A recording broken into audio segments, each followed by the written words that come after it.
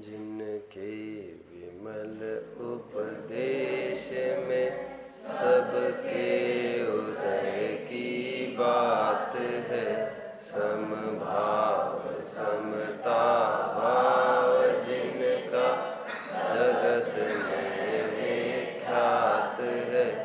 जिसने बताया जगत को प्रत्येक कण स्वाधीन है।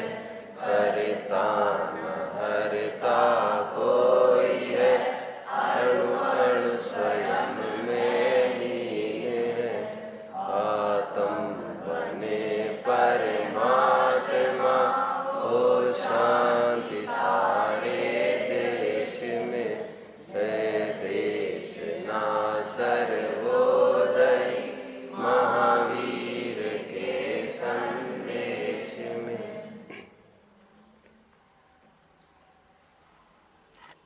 धर्मेच्छु बांधवों, समागत अतिथि, अभिभावक,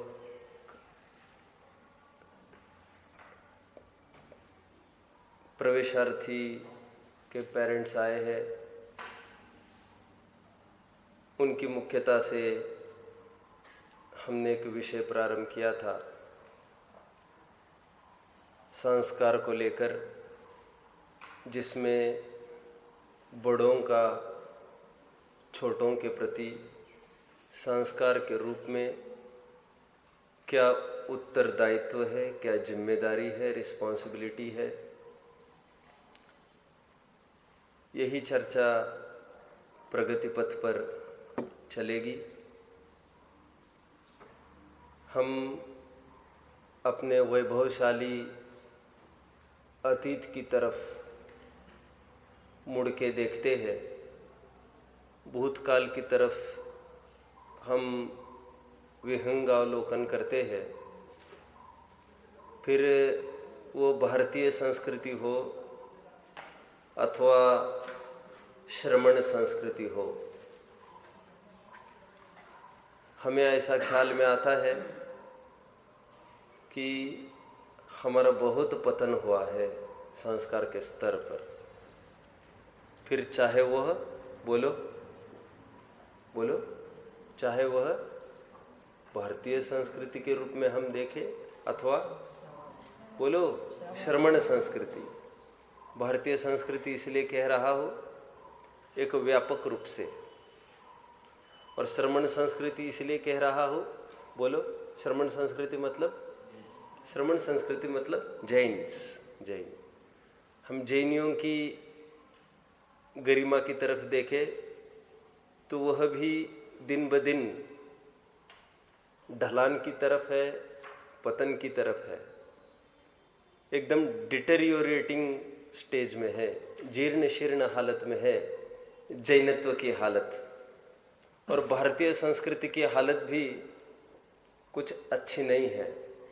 पहले कभी किसी काल में सोने की चिड़िया कहलाने वाला यह देश आतंकियों और भ्रष्टाचारियों से आज भर गया है।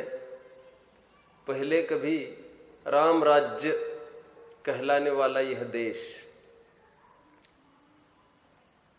ऐसा कहने में आता था कि बीच चौराहे पर भी यदि कोई हाथ के तलवे पर भर भर के हीरे रखकर निकले चौराहे से आंख मीच कर, तब भी उसका कोई नहीं उठाएगा।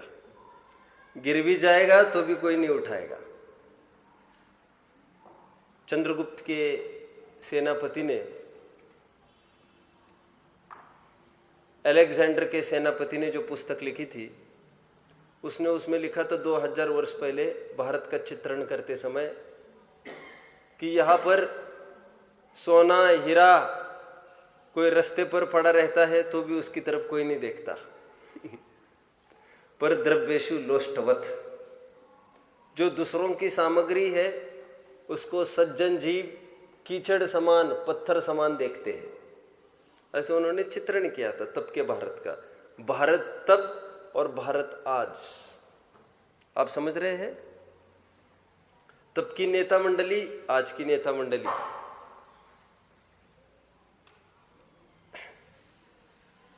अभी जैनत्व के बारे में विचार करें। सर्वोदय कहलाने वाला हमारा जैन शासन, संबंध भद्र स्वामी के शब्दों में क्या कहा उन्होंने जैन शासन को? क्या कहा? मनन, बोलो बोलो बोलो, ध्यान नहीं है आपका भी। जैन शासन को क्या कहा है संबंध भद्र स्वामी ने? सर्वोदय तीर्थ। आज अस्ताचल की तरफ है। मंदिर एक एक खड़े हो भी रहे हैं। कहीं कहीं हालत तो ये है 30% मंदिरों के पुजारी में अजैन पुजारी है। दक्षिण की तरफ जा सकते हैं, बिहार की तरफ जाओ, अजैनियों के हाथ में है पूरे जैनी मंदिर। सेठ कभी आते होंगे साल भर में एक आध बार, विधान कर करा के पैसा दे दाकर। सर्वपदांत कर्म, जैन शासन को और एक विशेषण दिया। क्या बोला? सर्व आपदाओं का अंत करने में समर्थ। संबंध भद्र स्वामी ने ही जैन शासन को दूसरा एक विशेषण जोड़ा है। और आज एक एक जैनियों के मुख पटल पर देखो, एक प्रकार की मायूसी छाई है, एकदम ग्लूमी चेहरे हैं, या तो निरंतर भाग दौड़ में है। इसलिए लोक में कहते ना दिन में चैन, ना रात में चैन, ये कैसा जैन? अथवा हम संबंध भद्र स्वामी को याद करें। जैन शासन को उन्होंने एक विशेषण दिया है, अलंग शासन। उसका अन्य तो क्या, आज जैनी भी यद्वा तद्वा उल्लंघन करते हुए नजर आते हैं। एक आध भी जैनी बहुत मुश्किल है मिलना जो जैन पथ पर बढ़ रहा हो। इसलिए मैंने कहा कि आज हम भारतीय संस्कृति की तरफ देखें अथवा श्रमण संस्कृति की तरफ देखें, हमको पतन ही पतन नजर आ रहा है। प्रश्न पूछूं? अटेंशन कुछ ढीला दिख रहा है। प्रश्न पूछूं? तुषार, मैंने यहां पर कितने विशेषण कहे जैन शासन को? बोलिए कौन कौन से?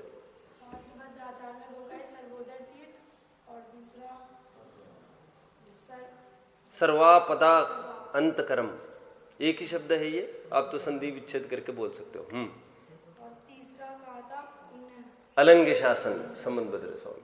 बहुत अच्छा, ये अलंग शासन भी संबंध भद्र स्वामी का ही है, बराबर। ये तीनों विशेषण उन्हीं के हैं। अब हम जहां पर खड़े हैं वहां से क्या कर सकते हैं, विचारणा यह करनी है। अभी तक जो हुआ, अब उसके पीछे रोने से कुछ नहीं होगा। ये भारतीयों की, ये जैनत्व की जो गरिमा खड़ी हुई थी, ये अत्यधिक मेहनत से, और एक दो लोगों के नहीं, एक दो लोग कभी अच्छा काम करते हैं तो इतना बड़ा रेपुटेशन होता भी नहीं है।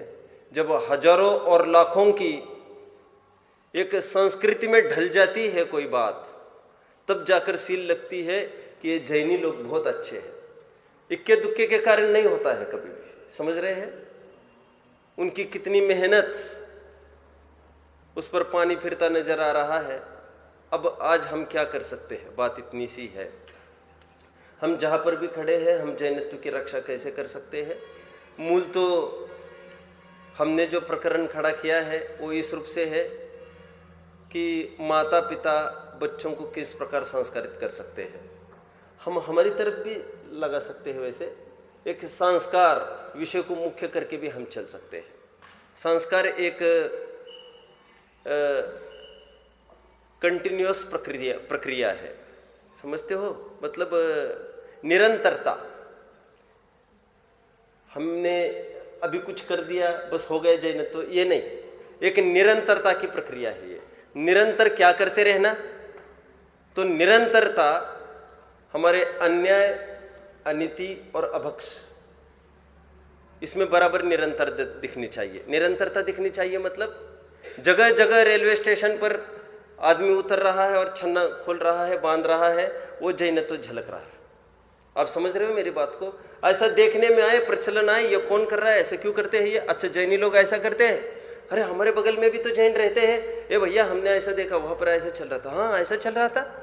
उनको भी ख्याल में आए कि हमारा वैभव ऐसा था और लौटाया गया हुआ कल हम फिर से आने वाले कल के रूप में उसको लौटा के ला सकते हैं। हम प्रयास तो कर ही सकते हैं सब, और हर मामले में हमको इसको जागृत रहना है।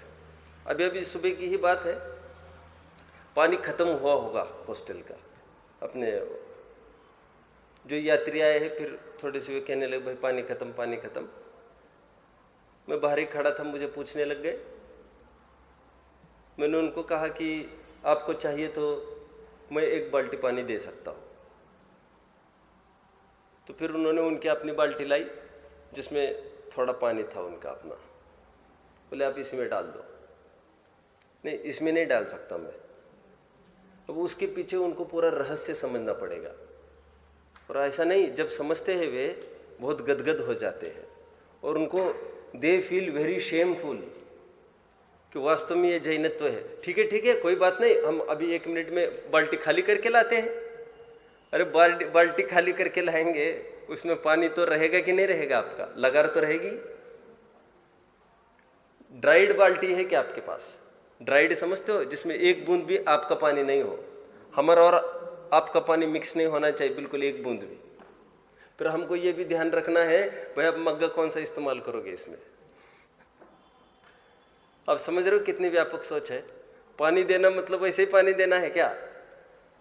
और यहां पर प्रवचन में आना ही नहीं है बहुत जनों को, यात्रियों को प्रवचन में थोड़ी आना है यहाँ पर, और फिर आना है थोड़ा फिर घूम घाम लिए, और फिर प्रवचन में भी कुछ ऐसा विषय चले तो ये तो पक्ष उनको कभी ख्याल में ही नहीं आए कि ऐसा भी हो सकता है। कभी उनको जैन तो किसी न किसी माध्यम से झलके। हम जहां पर खड़े हैं, देखो ये कोई मेरी बात नहीं है, आपको भी कोई मांगता आप ऐसा ही करते तो एक प्रकार से प्रभाव हो जाती, जैनत्व का प्रचार हो जाता। जैनत्व का प्रचार कोई गद्दी से ही होता है ऐसा नहीं होता है। तो उनका ठीक है सूखा मग्गा दे दिया और उनको कहा ये मिक्स, हाँ बराबर, हम अभी मिक्स नहीं करेंगे इसको, और जितना इसी का इसमें इस्तेमाल करेंगे आपको दे देंगे। आप जैनत्व तो समझ रहे हो। पीने के लिए कोई पानी मांगे किसी के लिए, इतना विवेक तो हमको रखना ही है। हम अनछने पानी के त्यागी है, और अनछना और छना ऐसा मिक्स थोड़ी हो सकता है पानी। ठीक है, 1 बूंद जहर की मिल जाए दूध में, 10 लीटर दूध में, क्या हो जाएगा? पी सकोगे? कितना जहर है उसमें? पूरा 10 लीटर जहर ही है। अरे है कि नहीं? अरे कुछ तो बोलो, सीधे बैठो, अच्छे से बैठो, अच्छे से बैठो, हाथ हटाओ वहां का। हाँ तो फिर झुक गए, तुम सीधे बैठो एकदम।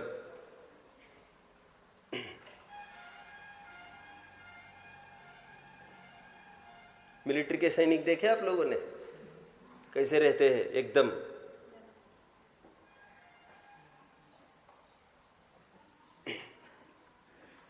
कहां तक चर्चा है हमारी? एक एक चीज पर हम हमारे बच्चों को समझाए। कैंपस में खेल रहे हैं, हम उनको समझाए बेटा फूल पत्ती आपको छूना नहीं है, तोड़ना नहीं है, घास पर आपको चलना नहीं है। मेरी बच्ची है, आपकी उम्र की है, आज तक घास पर नहीं चली है वो, और फूल पत्ती को भी छुआ नहीं है, तोड़ने का तो बहुत दूर की बात है। ये हम हमारे बच्चों को बताएं। आप समझ रहे हैं ना सब पीछे, ये आप ही के लिए है सब। अभी तो भाग गए, लेकिन जो मैंने जो विषय उठाया था उसी को मैं कंप्लीशन में चला हूं। आपको क्या समझना है, ये आप सबको क्या समझना है? हम चाहे जैसे गेम्स खेले, हम चाहे जैसा हो सकता है गेम्स, आपकी तो खेलने की उम्र ही है, और इंडोर गेम्स की अपेक्षा आपको आउटडोर गेम्स खेलने चाहिए, जिसमें थोड़ी सी एक्सरसाइज हो, आप समझते हो, और उजाले में थोड़ा सा अंधेरा हो, फिर आपको बिल्कुल बाहर नहीं रुकना चाहिए, फिर खेलकूद बिल्कुल बंद चाहिए। भूमिका के अनुसार खेलकूद होती है, ये मानता हूं मैं, हो सकती है इसमें कोई मिथ्या तो नहीं होगा, लेकिन जीव जंतु का संचार देखकर हमको इतना फॉलो करना है। समझते हो आप? वैसे भले ही आप ये कहते हो कि भगवान के सामने आपको नृत्य करना है तो जीव जंतु देख लिए, शोधन कर लिया और फिर हमने चालू किया। अरे सच पूछो तो सूर्यास्त के बाद मंदिर चालू ही नहीं रहते थे। अब समझ रहे सब? सूर्यास्त के बाद कोई मंदिर चालू नहीं रहता था पहले, क्योंकि ये तो कृत्रिम लाइट आ गई तो जीव जंतुओं का तो संचार है। आप क्या देखोगे? ये तो हमने मजबूरी में उठाया हुआ मार्ग है कि घर पर क्या करोगे आप? टीवी देखोगे, कैसे समय बिताओगे? तो उसके अपेक्षा आप आओ यहाँ पर, हम कुछ अध्ययन करेंगे, भक्ति होगी, जो भी कुछ होगा। ये तो मजबूरी में उठाया गया मार्ग है। आगे बढ़ो, कहाँ तक आए? हम इसमें भी ध्यान रखें हमारा बच्चा कहाँ खेल रहा है, कहाँ उठ रहा है, कहाँ बैठ रहा है। अनछने पानी वो उसमें ना खेले, घास पत्ती फूल उसको ना तोड़े। अक्सर यहाँ दिखते हैं अपने कैंपस के बच्चे, मैं उनको कहता रहता हूँ, बेटा यहाँ तुम फूल नहीं तोड़ना, तुम पत्ते नहीं तोड़ना। और तकलीफ ये है, बच्चों की तो बहुत अच्छी पकड़ है, वो समझदारी भी है, समझाने वाला उनको कोई नहीं है। आज माँ बाप भी नहीं जानते ये सब बातें, समझ रहे हो आप? और खास तौर पर जो गमलों में जो क्या कहना चाहिए, फ्लावर पॉट्स वगैरह होते हैं ना, ये जो प्लांटेशन आदि करते हैं, ये तो स्ट्रिक्टली अपने यहाँ नहीं होना चाहिए। घरों में करते हैं ना ऐसा, आपने देखा है, शो के लिए।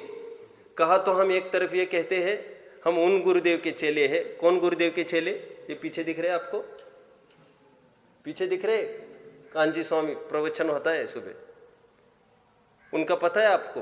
कोई फूल पत्ती पर पैर रखता तो उनको सुहाता नहीं था बिल्कुल। वे कहते थे इसमें आने वाले हमारे विगत कितने ही भावों के माँ बाप है और वे होने वाले सिद्ध है आगे। हम माँ बाप को कुचल रहे हैं, हमारे पूर्व भाव के कितने ही माँ बाप आज वनस्पति कायिक बने होंगे, इसमें ही होंगे वे। और वनस्पति कायिक ही नहीं, उसके आश्रय से जो तरस आदि भी होते उनके रूप में भी वो होंगे, आप उनको कुचल रहे हो। और हम मनोरंजन के लिए उनको गमलों आदि में सजाए, ये कोई बात नहीं रुचती। कहा तो सागर धर्मामृत वाले ये कहते हैं जहां पर फूल पत्ती की पेंटिंग्स वाले पर्दे आदि हो उसको भी नहीं लगाना, संकल्प हिंसा होगी। और हम प्रत्यक्ष ही केवल मनोरंजन। नेमिनाथ को वैराग्य क्यों हुआ था भैया? क्यों हुआ था? हमारे मनोरंजन के पीछे इतनी बड़ी बात, हमारे मनोरंजन के पीछे ये असहाय एक इंद्र, क्यों? नेत्र सुख हो तो कुछ नहीं है इसमें। कोई पेट भरता हो, फूड क्लोथिंग शेल्टर ऐसे बेसिक नीड्स में भी नहीं आएगा ये। यह हम हमारे बच्चों को निरंतर समझाते रहे, खेल कूद का भी उनको विवेक होना चाहिए। आगे बढ़ते हैं। शास्त्रीय दृष्टिकोण से भी हम थोड़ा सा संस्कार का विचार करना चाहेंगे आज। वैसे मैंने अभी कहा था, संस्कार ये निरंतरता की प्रक्रिया है, निरंतर रिपीटेशन होना चाहिए उस चीज का, और बारंबार देखेगा अपना बालक, हमारे मम्मी पापा ऐसा कर रहे तो वो भी ऐसा करेगा, और बारंबार कहने में भी आए, बेटा ऐसा नहीं, ऐसा ऐसा नहीं, ऐसा। अकलंग स्वामी ने 2 उदाहरण दिए इसके लिए, संस्कार को समझने के लिए। वे प्रश्न पूछते हैं, जैसे घड़ा है, कोई घड़ा, घड़े पर पानी छिड़क दिया। घड़ा देखा है? घड़ा देखा है। जेठ की गर्मी का घड़ा याद करो, और जेठ की गर्मी का जो बेचने आया है ना, कुम्हार बाजार में बेचने आया है, वो मटका याद करो, वो मटका लेके गए हम घर पर, और उस पर 1 बूंद पानी छिड़क दिया। 2-5 सेकंड बाद आप उसको देखोगे तो आपको दिखेगी बूंद उस पर, क्यों? सोख लेगा, गर्म है ना, इसलिए जेठ की गर्मी का उदाहरण दिया मैंने। अकलन स्वामी का उदाहरण, मेरा उदाहरण नहीं है। कह रहे उस पर छिड़को पानी, छिड़कते जाओ, छिड़कते जाओ, छिड़कते जाओ। तो वे ये प्रश्न पूछते हैं, वो घड़ा गीला हुआ है कि नहीं? प्रश्न है उनका, वो घड़ा गीला हुआ है कि नहीं? हमको नहीं दिख रहा है, जो ही हम छिड़क रहे हैं वो सोखता जा रहा है, बराबर ड्राई। तो अकलंग स्वामी ये कहते हैं, यदि वो गीला नहीं हुआ है तो अब कितना भी पानी बरसाओगे उस पर, लीटरों टनों, तो भी गीला नहीं होना हो। इसका मतलब एक क्रमिक उसमें विकास प्रारंभ हो गया है और गीलापन उसमें आने लग गया है धीरे धीरे। हमारी दृष्टिगोचर नहीं है ये, आप समझ रहे हो। सिद्धांत कहाँ घटित करेंगे? बच्चे पर धीरे धीरे, अभी बच्चा है, बहुत ही छोटा है, 1-2 महीने का भी हो सकता है, अभी अभी उस पर संस्कार पढ़ना चालू हो जाते हैं। उसकी अभिव्यक्ति नहीं हो गया अभी, लेकिन धीरे धीरे पढ़ना चालू हो गया है। दूसरा उदाहरण वे देते हैं अकलंग स्वामी। चावल है, कुकर में चावल पकाने रख दिए, 2 मिनट रखे और फिर से हमने कुकर खोल लिया। मेरा प्रश्न है, चावल पक गए? सिद्धार्थ, चावल पक गए? पक्का नहीं पके। तो उनका यह कहना है यदि 2 मिनट में नहीं पके, 3 मिनट में भी नहीं पके, तो फिर आप 10 घंटे भी रखोगे तब भी पकने नहीं है। इसका मतलब वे पके हैं।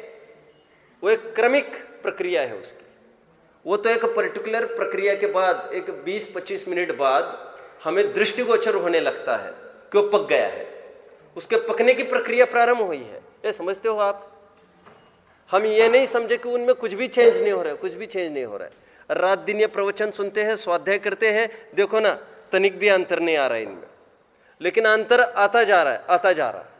हमने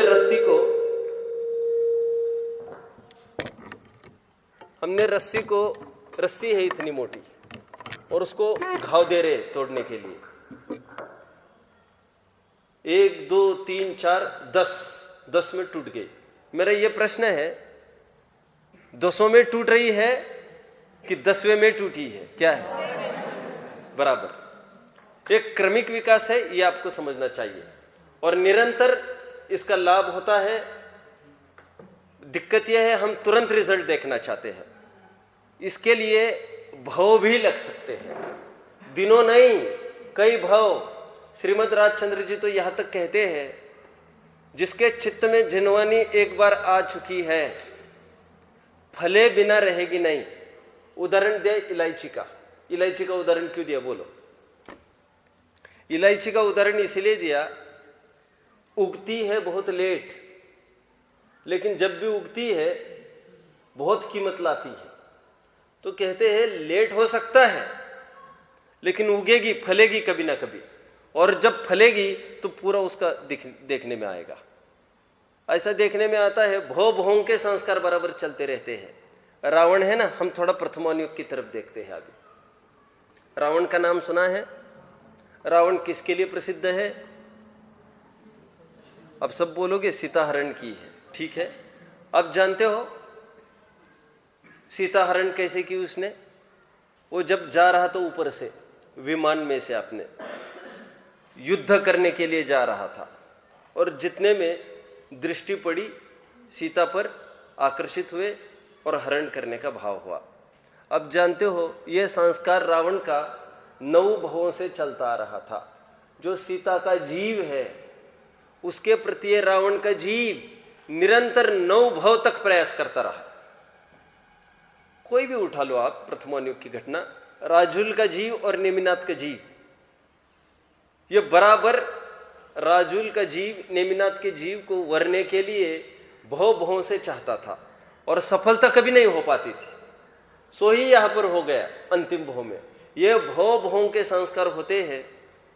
अब राग के कहो, द्वेष के कहो, द्वेष का एक आध संस्कार किसी को ख्याल में है? प्रसिद्ध घटना कमठ। भवांतरों के संस्कार ऐसे फलित होते रहते हैं। कितने भव तक चलता रहा इनका? 10 भव तक चलता रहा। पता है ना आपको कौन? पार्श्वनाथ का जीव और उनका भाई कमठ। कमठ मतलब सच पूछो तो 10 भव पहले उसका नाम कमठ था, तब इनका नाम क्या था? मरुभूति। तो मरुभूति और कमठ का जोड़ा, ये सगे भाई थे, एक दूसरों से बहुत लगाव रखते थे, लेकिन थोड़ी सी कुछ बात हो गई थी और बैर का संस्कार इतना प्रचुर हुआ, भव में मुनि बन के भी मुनि बने ये पार्श्वनाथ के जीव, और तब भी ये बदला लेते रहे इनसे। ये संस्कार ऐसा चलता है। तो ये जो हम ज्ञान के संस्कार हमारे ऊपर दे रहे हैं, ये जो निरंतर हम पढ़ते हैं, मैं जीव हूं, मैं जीव हूं, मैं जीव हूं, शरीर से भिन्न हूं, शरीर से भिन्न हूं, इसका भी संस्कार होता रहता है। लेकिन ध्यान रखना, मात्र तोता रटन का संस्कार नहीं होता है। तोता रटन का संस्कार होगा तो उसका फल भी वो मुख तक ही सीमित हो जाएगा। अब जानते हो, इसलिए याददाश्त भी खो बैठेगा तब भी बोलेगा जरूर, हूबहू बात हो, क्योंकि बोलने की पंडिताई तो इसको आने लग गई थी। लेकिन ये संस्कार उतर कर अपने हृदय पटल पर बने रहे तो ये संस्कार भव भव तक बने रहते हैं। टोडरमल जी साहब का ये कहना है, पंडित टोडरमल जी साहब हुए हैं आज से 250 वर्ष पहले, उन्होंने ग्रंथ लिखा है मोक्ष मार्ग प्रकाशक। क्या ग्रंथ का नाम है? उसमें उन्होंने प्रारंभ में ही अपनी बात में एक बात लिखी। क्या लिखा बोलो? 11th वाले, 9th वाले बोलो, 10th वाले, क्या लिखा उन्होंने अपनी बात में? उन्होंने लिखा जो मुझे स्वाध्याय इतना हुआ है आज मेरा, मैंने 5 परमागमों का अध्ययन किया है टीका सहित, मैंने आत्मानुशासन का अध्ययन किया, पुरुषार्थ सिद्धि उपाय का अध्ययन किया, मैंने इसका अध्ययन किया। वो कैसे हुआ अध्ययन इतना? क्या बोल रहे वे बोलो? पूर्व संस्कार से। क्या? पूर्व संस्कार से। और एक बात जोड़ दी है, भली होनहार से। मतलब पास्ट को भी रिलेट कर रहे हैं और फ्यूचर को भी रिलेट कर रहे हैं। वर्तमान जो हमारा बहुत रुझान धर्म में हो रहा है, टोडरमल जी साहब का कहना है जरूर हमारा कोई पूर्व संस्कार है इसमें, नहीं तो इतने ग्रंथों का ज्ञान बिना गुरु जी के संभव है क्या? सामान्य पाठशाला में उनका अध्ययन हुआ था थोड़ा बहुत टोडरमल जी का, बाकी सब अपनी बुद्धि से उन्होंने डेवलप किया था ये ज्ञान। या ऐसा कैसे हो सकता है? जरूर कोई पूर्व भव का संस्कार होगा। और भली होनहार मतलब और मेरा भविष्य में कुछ बोलिए अच्छा होना होगा, तब जाकर मुझे भाव उत्पन्न हो रहा है। किसका? निरंतर अध्ययन करने का। ग्वाले की झीव का आपने सुना है सबने? ग्वाला, कोंडेश ग्वाला, कितने जनों ने कथा सुनी है? न्यूकमर्स, नए आने वालों में से किसने कथा सुनी है कोंडेश ग्वाले की? मैं आपको सुनाना चालू करूंगा तो बहुत सारे हाथ ऊपर आ सकते हैं। जंगल में लगी है आग, सभी पेड़ जल रहे हैं और बीचों बीच एक पेड़ बिल्कुल नहीं जल रहा है। ख्याल में आएगा तो हाथ ऊपर करते चलना। और पास जाकर देखा क्या अतिशयकारी चीज है, तो देखा कोटर में ग्रंथ रखा है। उन्होंने ग्रंथ को उठाया, याद आ रहा है कुछ, और काल पाकर जब मुनिराज आहार के लिए आए थे सेठ जी के यहाँ, तो उनको आहार शास्त्र दान के रूप में आहार दान के पश्चात ये कहा ये कोई अतिशयकारी चीज होगी। ये संस्कार पड़ रहे किस पर? ग्वाले पर। कोंडेश नाम का क्या था? ग्वाला, गाय चराता था। गाय भैंस चराते हैं ना जंगल में ले जाकर, बस अंगूठा छाप था, कुछ नहीं जानता था, लेकिन इतना जान रहा था। अब मुनिराज ने उपदेश दिया और मुनिराज ने उपदेश में इतना कहा कि आत्मा अमर है, ऐसी बात इसमें आ रही है। आत्मा अमर, अमर मतलब मरती नहीं है, जन्मती भी नहीं है। और जन्मती मरती नहीं है तो मम्मी पापा किसके हुए? मम्मी पापा तो जन्मने मरने वाले के होते हैं। और जब मैं मरता जीता ही नहीं हूं तो मम्मी पापा भी मेरे हैं नहीं। आहा, मेरा कभी मरण नहीं होता। कोंडेश ने इतना ही जाना मुनिराज के प्रवचन से। फिर क्या हुआ? थोड़े काल बाद वो जंगल में गौर सो रहा था, और जब सो रहा था उसको आकर एक जहरीले सांप ने काटा। आपको पता है? और जहरीले सांप ने जब काटा, वो क्या सोच रहा है? अरे कोंडेश क्या सोच रहा है? नहीं, मुनिराज ने तो कहा था कि आत्मा कभी नहीं मरता, ऐसे कैसे हो सकता है? मुनिराज ने जो बात कही वो सत्य ही होगी।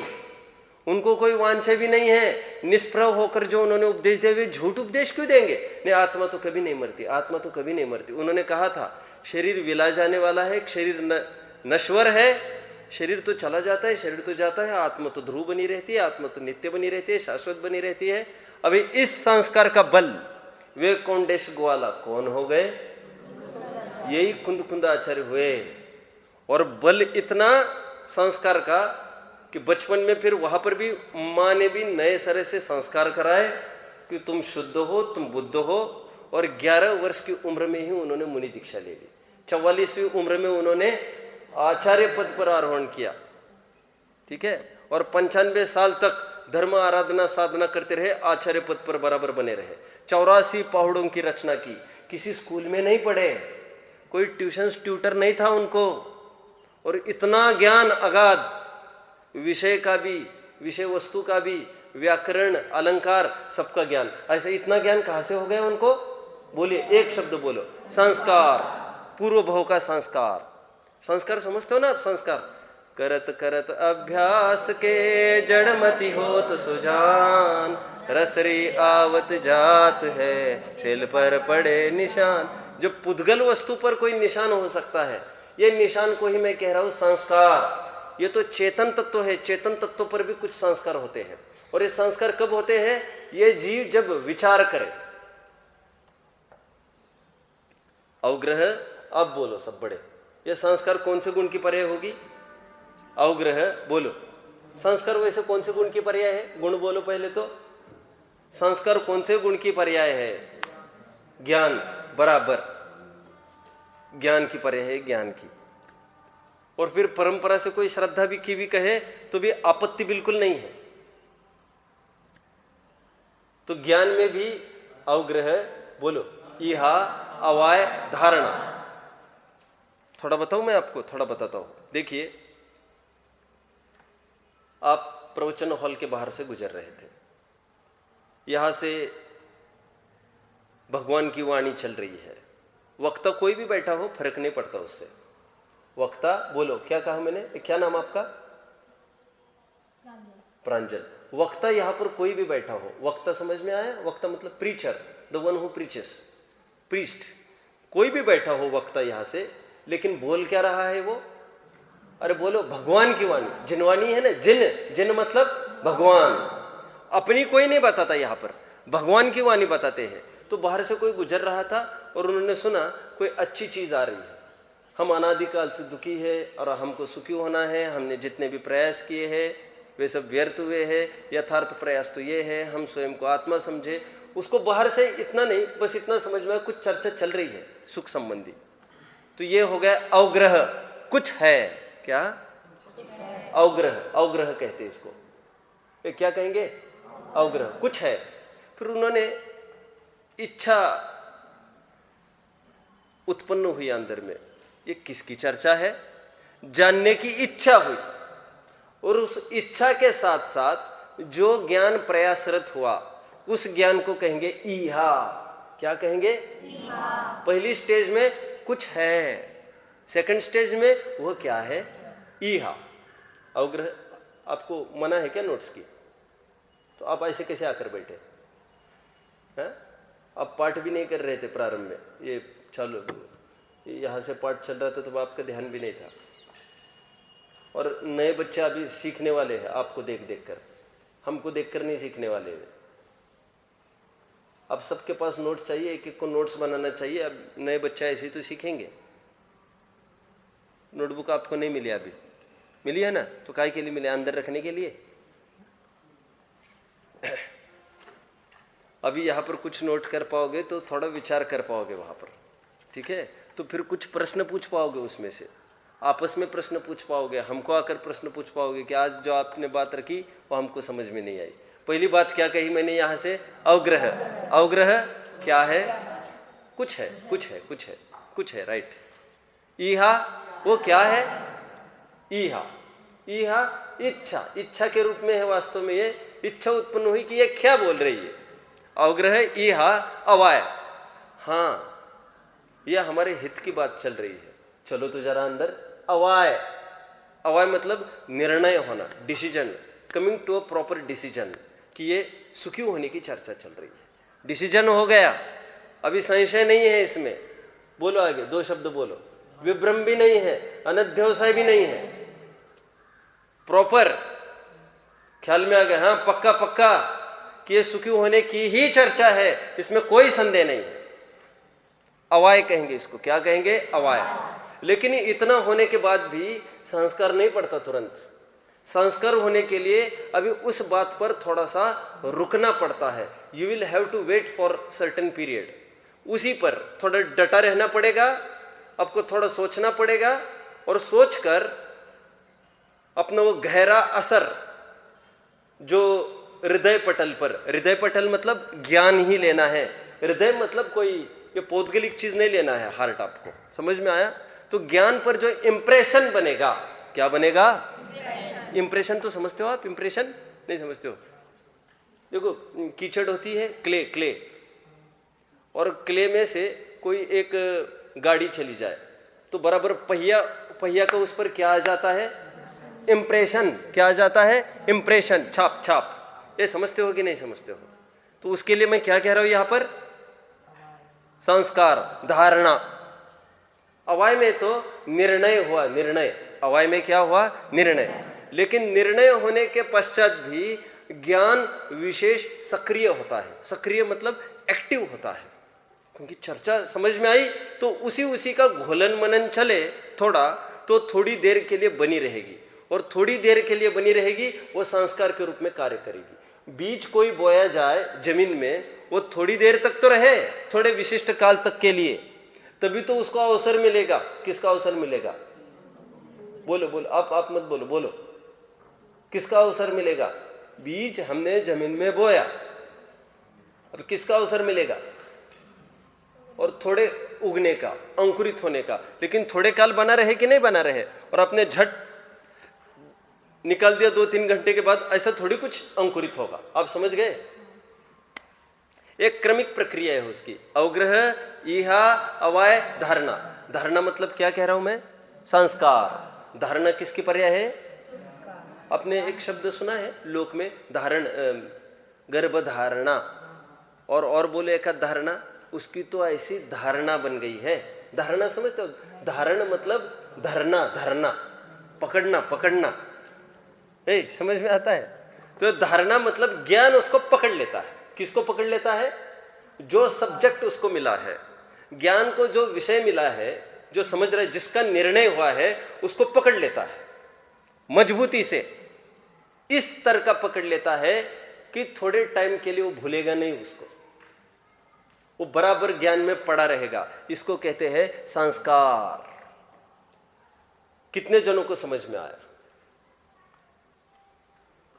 आपको समझ में नहीं आ रहा है सिद्धार्थ? क्यों, क्या समझ में नहीं आ रहा आपको? बोलो, कौन सा बिंदु समझ में नहीं आया? धारणा में क्या अर्थ बताया मैंने? धारणा का शब्दशार्थ बोलो।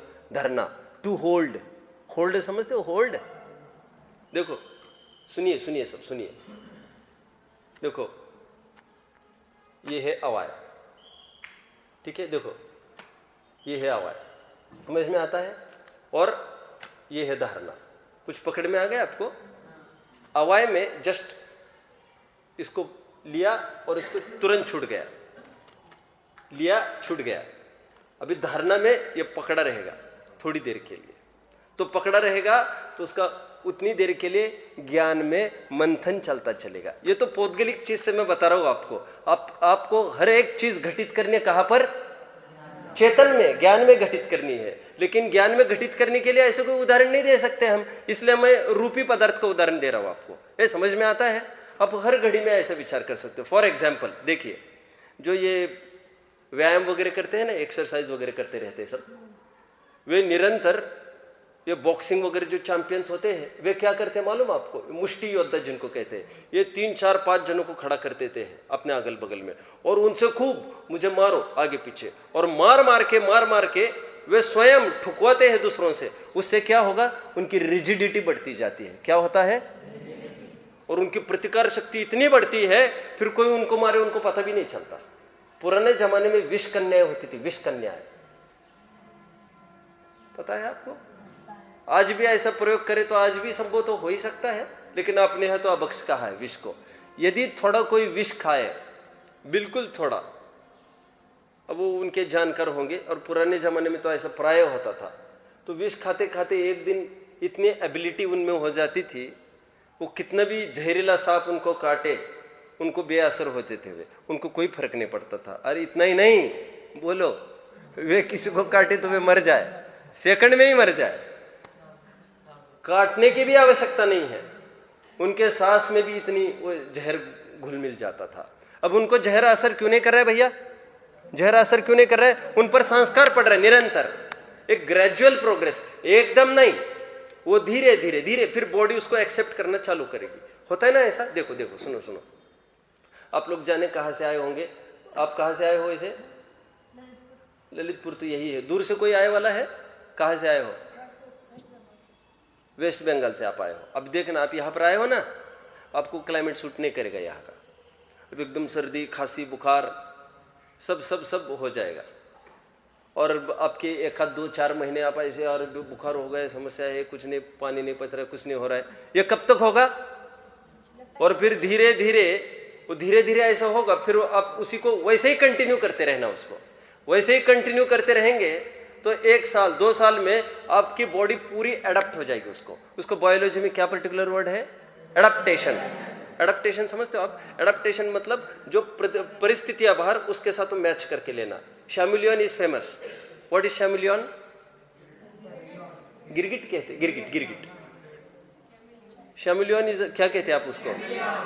कैमिलियन कहते हैं, चैमिलियन कहते हैं, जो भी कहते होंगे। सुनिए, बहुत सारे वर्ड्स ऐसे हैं, हमने टोटली अलग प्रकार से प्रोनाउंसमेंट होता था वहां पर, हमें शैमिलियन के रूप में पढ़ाया गया, हालांकि उसका स्पेलिंग CH ही है। अब मुझे ज्यादा कुछ नहीं पता, उलझना नहीं चाहता मैं, तो ये कह रहा हूं जो गिरगिट होता है ना, गिरगिट, वो एडप्ट कर लेता है। एडप्ट कर लेता है मतलब क्या करता है? वो कलर चेंज करता है। बचने के लिए वो हरियाली में जाएगा तो हरा रंग बनाएगा, प्रोटेक्शन के लिए। मैं क्यों कह रहा हूं? आप यहां पर आए, अभी एडप्टेशन के लिए थोड़ा टाइम लगता है, एडप्टेशन के लिए थोड़ा टाइम लगेगा, फिर काल पाकर आप 5 साल 10 साल यहां पर रहेंगे, अब फिर घर पर जाएंगे तो दिक्कत होगी आपको। होता है ऐसा, धीरे धीरे ऐसा एडजस्ट होने लगता है बॉडी, और नया नया बिल्कुल एडजस्ट नहीं होता। मैं इतना सारा क्यों बता रहा हूं भैया? संस्कार के लिए मैं कौन सा बिंदु चल रहा है अपना? अवाय के बाद धारणा। अवाय वो निर्णय बना रहना, और धारणा के लिए क्या बोल रहा हूं मैं? वो बना रहना मतलब यहां पर बस प्रारंभ हुआ था और यहां पर वो मेंटेन बना रहेगा। तो मेंटेन कब तक बना रह सकता है धारणा में? उसका कुछ नहीं बोल सकते। थोड़े काल के लिए भी बना रह सकता है, बहुत काल के लिए भी बना रह सकता है, और कभी कभी धारणा में संस्कार के रूप में बहुभावांतरों तक के भी संस्कार चलते हैं। जैसे अभी का उदाहरण दिया, एकदम देखा मुनिराज को और एकदम आग बबूला हो गया। ऐसा क्यों हो गया? पूर्व भोग का संस्कार उद्रेक हो गया। कमठ था ना, कमठ और मरुभूति। कमठ ने क्या किया था मरुभूति को? बताओ। जब मरुभूति आया जंगल में मनाने के लिए, कमठ क्या कर रहा था वहां पर? कमठ वहां पर तपश्चरण कर रहा था, कुतप कर रहा था। कोई मुनि संत तो हुआ नहीं था। तो जैसे वो कहा भैया चलो अपने घर चलो, हमें अच्छा नहीं लग रहा है, तो वो कहने के लिए आया था, तो इसको दूर से ये लगा कि आ गए यहाँ पर, इसके कारण हमको जंगल में निकाल दिया गया और ये अब आ गया ये। और जैसे वो झुका, मरुभूति जो कि बहुत सज्जन था, उसने ऊपर से पत्थर पटक दिया। अब वो संस्कार, इसको देखा कि आग लगने लग गई। अभी अगले भाव में ये बना हाथी। कौन? मरुभूति। ये पार्श्वनाथ का जीव हाथी बन गया, और यही जीव नाग बन गया, सांप बन गया। अब वो वहां पर हाथी पानी पीने के लिए चला गया और दलदल में पैर फंस गए हाथी के। आपको तो पता ही है, नहीं पता ये कथा? आपको सब पता चलेगा अभी। हाथी पानी पीने गया। हाथी मतलब कौन था ये? बोलो मत कोई, कौन था हाथी? मरुभूति मतलब ये पार्श्वनाथ का जीव बराबर, नववा पूर्व भव, ये कहना पड़ेगा। वहां पर दलदल में पैर फंस गए, वहां पर सांप को एकदम पूर्व भव ख्याल में आया मतलब एकदम बैर हुआ। बस उसको कोई जरूरी नहीं है ये ख्याल में इन्होंने ऐसा किया था, बस एकदम बैर, शक्ल देखी और एकदम आग बबूला हो गया, और बस लगा इसको खत्म कर देना, उसको डस लिया, और वहीं पर वो हाथी मर गया था। आपको ज्ञान में है, इसको कहेंगे संस्कार। तो देखो भैया, बैर के भी संस्कार जाते हैं। अब जैसा बीजारोपण करोगे वैसा फल होगा। ये बहुत खराब है, देख लूंगा इसको, वैसा ही फलेगा फिर वो। बोलो प्रथमानुग में निदान बांधते हैं ना, निदान। कंस ने निदान किया था। किसने? कंस ने मतलब सचमुच किसने? मुनि ने एक निदान किया। क्या निदान किया? कि इनके कारण मुझे इतनी तकलीफ हुई है, आहार नहीं मिला है, मैं उनको इतना परेशान करूंगा। और वे ही कंस बन गए उनके पुत्र, और पुत्र बनकर पिता को इतना परेशान किया, उनको जेल में डाल दिया। तो ये काय का संस्कार है? ये इनका बदला लेकर रहूंगा मैं कभी ना कभी। और वो संस्कार इतना पड़ा अंदर, वो भव-भावांतरों में भी वो फलता रहता है। और देखा और आग बबूला हो गया। संस्कार समझते हो आप? तो जैसा संस्कार आप यहां पर डालोगे, जैसा बीजारोपण करोगे, वैसा फलीभूत होता रहेगा। ठीक है। एक प्रसिद्ध कहावत है, बोलो। बीज बोए बबूल का और फल चाहे आम का, आम कहां से होए? आप खराब संस्कार करते रहोगे, राग द्वेष के संस्कार डालते रहोगे और आपको सुख की प्राप्ति करनी है, यह कहां से हो सकती है? नहीं ही हो सकती। मैंने 2 उदाहरण अभी अभी दिए थे आपको। किसके उदाहरण दिए थे? ये अकलंग स्वामी के। वे उदाहरण दोनों कौन से थे? एक तो चावल का और एक तो मतलब ग्रेजुअल प्रोग्रेस हो रहा है, आपकी पकड़ में नहीं आ रहा है वो। क्या देखा हमने? ग्रेजुअल समझते हो आप? धीरे धीरे, आहिस्ता आहिस्ता उसमें हो रहा है काम, ये आपको देखने में नहीं आ रहा है। मैं प्रथमान्य की कुछ घटना सुनाऊंगा आज आपको। ठीक है। वो चल सकती है 10 मिनट और चल सकती है, आपने वैसे सुनी होगी। यहाँ पर वो मेंढक की कथा कहाँ है भैया? बाहर उस तरफ है। आज आप कथा देख लोगे, वो फोटो देख लोगे आप। ये कथा है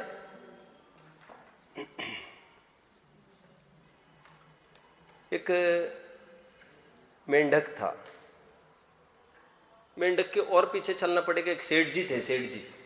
मैं थोड़ी इस कहानी को, आपको पुरानी नहीं है ये कहानी, बहुत नई होगी ये कहानी, मैं थोड़ी सी अलग ढंग से रखना चाहूंगा इसको। ये संस्कार के रूप में आपके सामने रख रहा हूं मैं इसको। वैसे एक कहानी जो प्रचलित है वो तो मैं पहले आपके सामने रख दूं। एक सेठ जी थे, वे सामयिक में बैठे थे और पुराने जमाने में तलघर में मंदिर होते थे। जब मुगलों का आतंक मचा था, हम खुलकर मंदिर, देव दर्शन, पूजन आदि नहीं कर सकते थे। मुगलों का इतना आतंक फैला था कि उनको ख्याल में आए कोई यहाँ पर दर्शन विधि कर रहे हैं, प्रतिमा को खंडित किया, आदमी को भी खत्म कर दिया। तो इससे बचने के लिए तलघर में कुछ मंदिर बनाए गए थे। तो तलघर में ही चुपचाप बिना किसी के पता चले वहां पर पूजा अर्चा चलती रहती थी। अब वहां पर उजाला तो होता नहीं था, तो दीपक वहां पर जलता रहता था। दीपक जो भी आए दर्शन करे और निकले, भगवान का सर्वांग दिखने के लिए दीपक जलता रहता था। तो सेठ जी वहां पर गए तलघर में और वे सामयिक करने के लिए बैठ गए। सामयिक करते समय उन्होंने प्रतिज्ञा की, जब तक दीपक जलता रहेगा तब तक मैं सामयिक करूंगा। बहुत सारे दीपक रहते थे, तो जब तक ये दीपक जलता रहेगा तब तक मैं सामयिक करूंगा और दीपक बुझते ही मैं सामयिक से उठ जाऊंगा। और हुआ यूं, थोड़ी देर बाद वहां पर पत्नी आई। उनको लगा कि हमारे पतिदेव सामयिक में बैठे हैं, ये दीपक तो बुझता जा रहा है। थोड़ा सा तेल डाला और उसको फिर से जलता कर दिया। सेठ जी ने थोड़ी देर बाद, उनको लगा अभी तक तो बुझ गया होगा, उन्होंने थोड़ी सी आंखें खोली, उनको पता चला अभी भी जल रहा है और बहुत अच्छे से, तो फिर से सामयिक में बैठ गए। ऐसा कई दफे होता रहा और बारंबार वो आकर तेल डालती रही आग में, और ये भी आग खोलते रहे और फिर से बंद करते रहे, फिर से सामयिक में होते रहे। तो उससे हुआ इनको बहुत आर्त ध्यान। क्या हुआ? आर्त ध्यान, पीड़ा जनित आर्त ध्यान कहेंगे इसको। बहुत पीड़ा हुई अंदर में, क्योंकि एक आदमी कितना बैठेगा आंख बंद करके, जिसका पुरुषार्थ नहीं हो, ऐसा आदमी ज्यादा देर तक तो नहीं बैठ सकता। आर्त ध्यान हुआ और फल स्वरूप आर्त ध्यान के फल से क्या होता है? आर्त ध्यान से तिर्यंच गति की प्राप्ति होती है। रौद्र ध्यान से कौन सी गति की प्राप्ति होती है? नरक की। आर्त ध्यान से कौन सी गति की प्राप्ति होती है? तिर्यंच। तो वे बन गए तिर्यंच। तिर्यंच में बन गए मेंढक। मेंढक ही क्यों बने फिर तिर्यंचों में? तिर्यंचों में तो कुछ भी बन सकते थे। पानी पानी पानी, गला सूख रहा है, पानी पानी।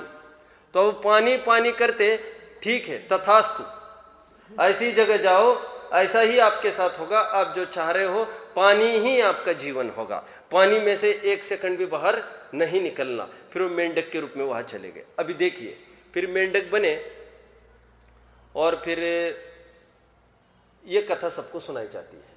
देखो आर्त ध्यान का फल, देखो आर्त ध्यान का फल। अब मैं थोड़ी सी कहानी कुछ और प्रकार से बताना चाहूंगा। मैं ये कह रहा हूं, हम कहानी को संस्कार के रूप में अपन देखें। मैं ये कह रहा हूं कि वे जब सामयिक में बैठे और उनसे नहीं रहा गया, ये तो केवल ज्ञान गोचर बात है। हम आर्त ध्यान किया ऐसा क्यों कहे? हम तो ये कहे तिर्यंच आयु का तो वैसे ही पहले बंद हो चुका होगा उनका तो इतना शुभ परिणाम हुआ, शुभ परिणाम ही है, तब भी नहीं उठेंगे। तो मेंढक तो बने, अब उसको गौण करना उस पार्ट को। मेंढक तो बने, लेकिन मेंढक बनकर भी वहां पर उनको यही बुद्धि सूझी कि हम क्यों बने, ऐसा, ओहो धर्म की पूर्णता हम नहीं कर पाए, तो धर्म की पूर्णता के लिए हम क्या करें? देखो वो मेंढक होकर उसने दूसरे कोई काम नहीं किए। समोशरण, दुंदुबी बजने लग गई, उनको ख्याल में आ गए समोशरण चल रहा है यहाँ पर, चलो फटक से समोशरण जाएंगे। वो निकला समोशरण की तरफ। ये संस्कार का फल सबको समझ में आ रहा है। हम इसको अर्थ ध्यान नहीं देखेंगे अभी, मैंने थोड़ा सा उसको टर्न कर दिया है टॉपिक को। ये तो हमारे ऊपर है, हम टॉपिक को किस प्रकार टर्न करें। हम उसको अर्थ ध्यान का फल नहीं देखे, हम तो इसको इस रूप से देखे, तिर्यंच आयु का बंद हुआ होगा वो पहले किसी कारण से हुआ होगा, और सामयिक के काल में अर्थ ध्यान हुआ, ये मत देखिए अभी आप। अब तो ये देखिए तब भी इतनी धगज सामयिक की कि वे मेंढक भी हुए, तब भी ये भगवान की आस्था उनमें से निकल नहीं पाई। तो मेंढक होकर भी यही भावना, क्या भावना? चलो समोशरण, मेंढक होकर भी समोशरण में जाने की भावना। अब वे जा रहे हैं फूल लेकर, कुसुमेन एकेन राजगृहे। अपने थोड़े दिन पढ़ा ना, यदर्चा भावेन प्रमुदित मना दर्दुर इह क्षणातासित स्वर्गी। समनभद्र स्वामी ने याद किया, कुसुमेन एकेन राजगृहे प्रमुदित मना दर्दुर इह, है ना। देखिए वे फूल लेकर निकले तो वहां से सेना जा रही थी। ये किसकी सेना होगी? राजा श्रेणिक। ये कौन थे राजा श्रेणिक? महावीर भगवान के मौसिया, और उनकी पूरी सेना निकल रही है, और श्रेणिक राजा के हाथी के नीचे वो दबकर मर गया। कौन? कौन? मेंढक। ये कहाँ की तरफ निकला है मेंढक? ये समोशरण। देखिए उसको अर्थ ध्यान नहीं हुआ अभी भी, वो कुचला गया पैर के नीचे हाथी के, अर्थ ध्यान नहीं हुआ। तभी तो भले ही वो अंतर में जन्मा, देवलोक में जन्मा, लेकिन वहां पर भी जन्म कर क्या सोच रहा है वो? देखो अभी वो संस्कार को नहीं छोड़ रहा है। वहां पर कहां से नहीं छोड़ रहा है वो सेठ था, तब भी उसको आस किसकी थी? आत्मा परमात्मा की। अब वहां से मेंढक बना तब भी आस किसकी रही? आत्मा परमात्मा की। यहां से भी बना देव, वहां से भी आस किसकी है उसको? आत्मा परमात्मा की। वहां पर भी देव होकर भी वो क्या सोच रहा है? ओहो मैं तो समोशरण की तरफ निकला था। देखो श्रीपाल के पास ने, श्रेणिक के पास नहीं गए वो बदला लेने। आप सब समझ रहे हो मेरी बात को? चाहे तो वो क्या कर सकता था? मुझे किसने मारा, द्विपायन जैसा वो भी खड़ा हो जाता, देखता हूं द्वारका नगरी को अभी जला देता हूं, चाहता तो वो भी ऐसा करता। कौन? श्रेणिक के पूरे नगर को जला दो, लेकिन ऐसा नहीं करके उसका रुख किसकी तरफ था? अपनी दिशा से भ्रमित नहीं है ये नहीं देख रहा हमको कौन से हाथी ने मारा, तो हम देखते हैं हाथी को, क्योंकि देव में तो बहुत ताकत होती है। बदला लेने की भावना नहीं आकर उसको कौन सी भावना जागृत हुई? हम जिसके लिए निकले थे, समोशरण के लिए, चलो समोशरण। वहां से फिर वे वहां पर आए, समोशरण में आए, दिव्य ध्वनि सुन रहे हैं, और उनकी सभी मनसा फलित हुई, समझ में आ गए। फिर उन्होंने कहते हैं बाद में उन्होंने पर्यांतर करके मनुष्य बने, यहां से उन्होंने वितरागता की भी साधना की पूरी। ये किसका फल बताया मैंने?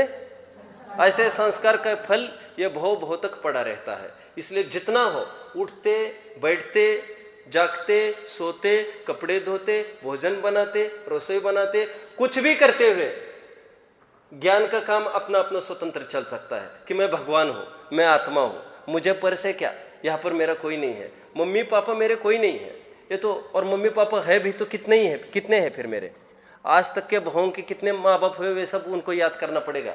कितने माता पिता है आपको, फिर पूर्व भाव के कितने, फिर पूर्व भाव के कितने, फिर पूर्व भाव के कितने, अरे ऐसे तो कितने लगाने पड़ेंगे फिर। और फिर उपचार से भी कहो धर्मापेक्षा, तो हमारे माता पिता कौन है? अरिहंत पिता है, ये जिनवानी हमारी माता है। और फिर कुछ ऐसा यत्न करना जिससे हमको माता पिता ही नहीं मिले, क्योंकि एक माता पिता मिले उनके मोह में हम कितने दुखी हो रहे हैं, वे 2 दिन भी हमारे पास नहीं दिख रहे, हमको कितनी आकुलता हो रही है। हम कुछ ऐसा यत्न नहीं कर सकते क्या जिससे हम स्वाधीन हो? हमको कुछ ऐसा यत्न करना चाहिए जिससे हम अपने बल पर सुखी होने का अभ्यास करें। ये संस्कार, ये इंप्रेशन, ये निरंतर इम्पैक्ट हमारे ऊपर होना चाहिए, और हम ही को हमारे आत्मा पर करना है। ठीक है? ओम नमः।